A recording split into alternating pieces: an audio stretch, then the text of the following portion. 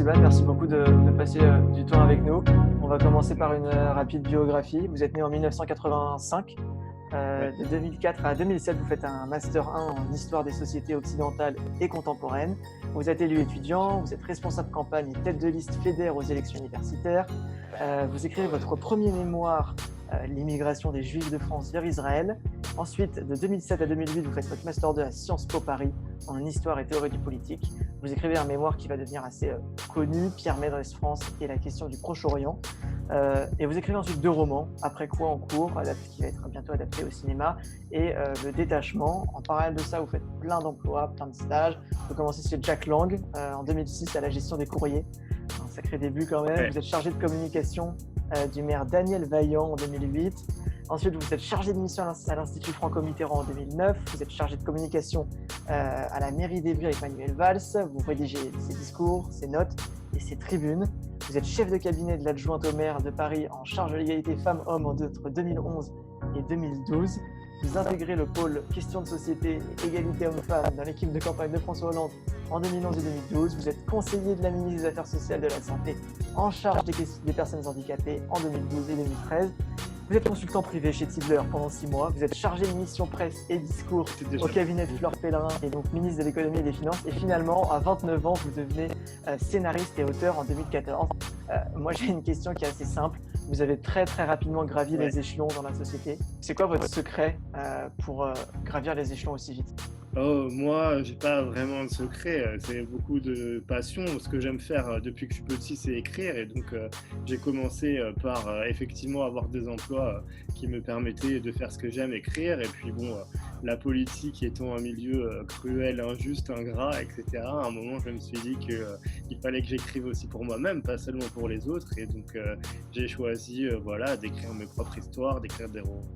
En parlant de politique, Simon, une question pour vous. Je ne sais pas si tu nous entends, Simon. Oui, effectivement. Donc on vous c'est proche du Parti socialiste, mais pas de la République en marche. Et donc ma question est, que pensez-vous d'Emmanuel Macron et de son gouvernement, et plus spécialement de leur politique générale depuis le début du quinquennat ? Moi, je vote pour Emmanuel Macron en 2017. Effectivement, j'ai travaillé essentiellement avec des personnalités de gauche, que ça correspondait à mes convictions. J'avoue avoir pris très largement mes distances avec le monde politique.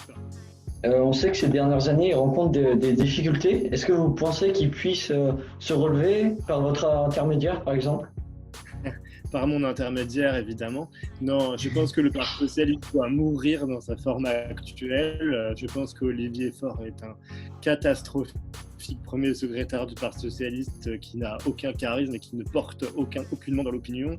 Et donc là, le Parti socialiste, non, dans sa forme actuelle, doit disparaître. Et de toute façon, les électeurs lui ont déjà dit, aux européennes et encore plus aux présidentielles précédentes. Non, je pense que, en fait, le problème principal, c'est l'obsession pour la présidentielle. Et donc, aujourd'hui, ils sont tous déjà en mode écurie. Bernard Cazeneuve, Ségolène Royal. Ils ne tirent absolument aucune leçon en termes d'innovation intellectuelle. Ils sont déjà en mode positionnement stratégique sur 2022. Donc, malgré tout, aujourd'hui, l'action politique a totalement été remplacée par la com, et donc on est dans la présidentialisation à outrance. Et donc les gens, en fait, même si tu as un meilleur programme pour n'importe quel parti, ils voteront pour le président qui leur semble le plus charismatique, celui qui a une meilleure cravate, celui qui présente mieux, etc.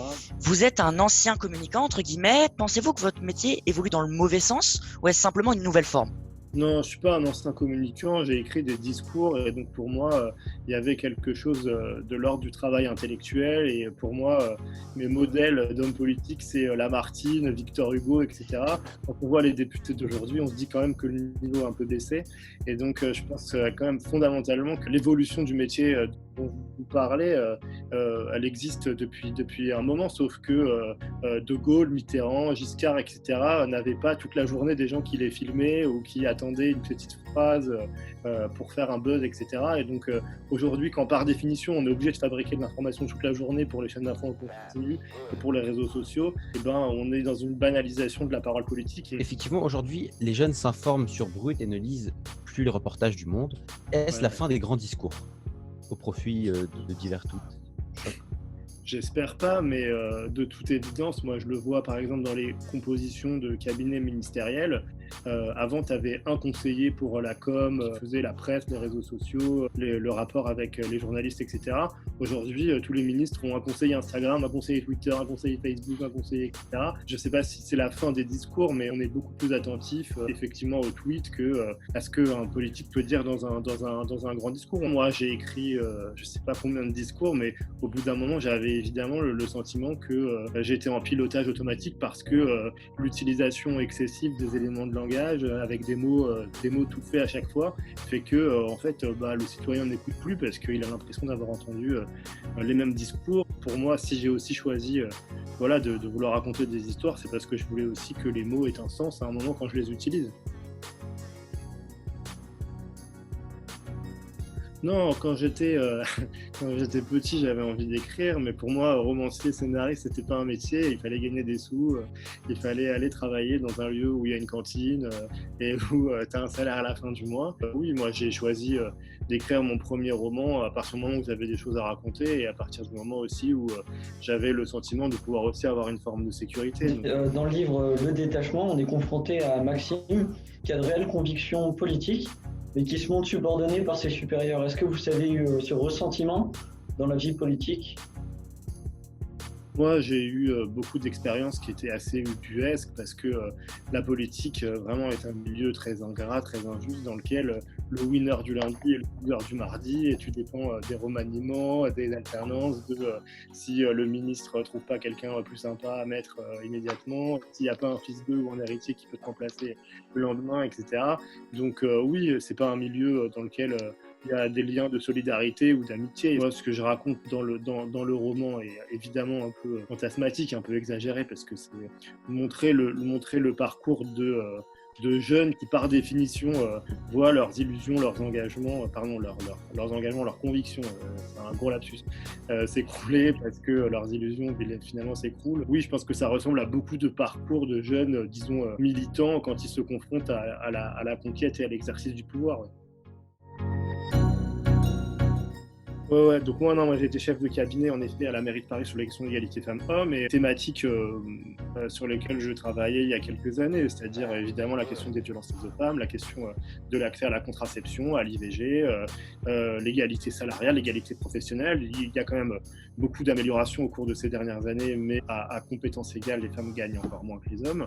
Sur la politique en général, il y a un travail qui est fait, mais c'est un travail beaucoup cosmétique, c'est-à-dire que mettre de la diversité pour mettre de la diversité ou mettre des femmes pour mettre des femmes n'a pas grand sens. Ce qu'il faut, c'est faire des politiques qui accompagnent la lutte contre les discriminations, que ce soit à l'embauche, au logement, etc., ou dans la vie quotidienne. Donc maintenant, pour revenir à votre livre, Le Détachement, un des deux personnages principaux, Juliette, est mythomane. Donc je me demandais qu'est-ce que vous aviez exprimé à travers ça.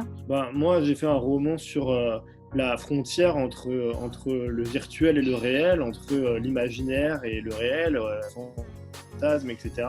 Et par définition, je trouvais que c'était intéressant, avec le parcours que j'ai eu, de mettre en lien, la déception qu'on peut ressentir vis-à-vis des réalités, et puis cette espèce de volonté de se lancer dans la création. Et donc ce personnage qui invente des histoires parce que la vie lui semble trop décevante, je pense qu'elle parle à beaucoup de gens qui considèrent qu'effectivement, on jouit moins de ce qu'on obtient que de ce qu'on espère, et qu'en général, nos illusions, nos fantasmes sont souvent plus intéressants que ce qu'on vit. Si vous deviez justement développer cet accès à la culture en France, que feriez-vous ?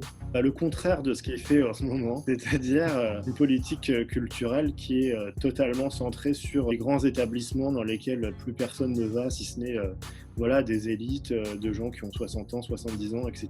Et le contraire aussi de ces espèces de volonté de faire des passes culture où on donne de la thune aux gens en leur disant débrouille-toi, tu vas pouvoir avoir accès à la culture si on te donne de l'argent. Non, il y a fort à parier que les gens à qui on va filer un pass culture préféreront dépenser en allant voir Kev Adams plutôt que Chopin. Donc à un moment, la thématique principale pour donner un accès à la culture à tous, c'est donner envie de lire, permettre un accès à la cinéphilie, c'est-à-dire à des films de qualité, emmener les élèves au théâtre, aller voir des choses qui les élèvent, pas forcément boring, mais quelque chose qui leur permet d'avoir des références, d'avoir la possibilité d'avoir autre chose que ce qu'ils peuvent avoir à la maison.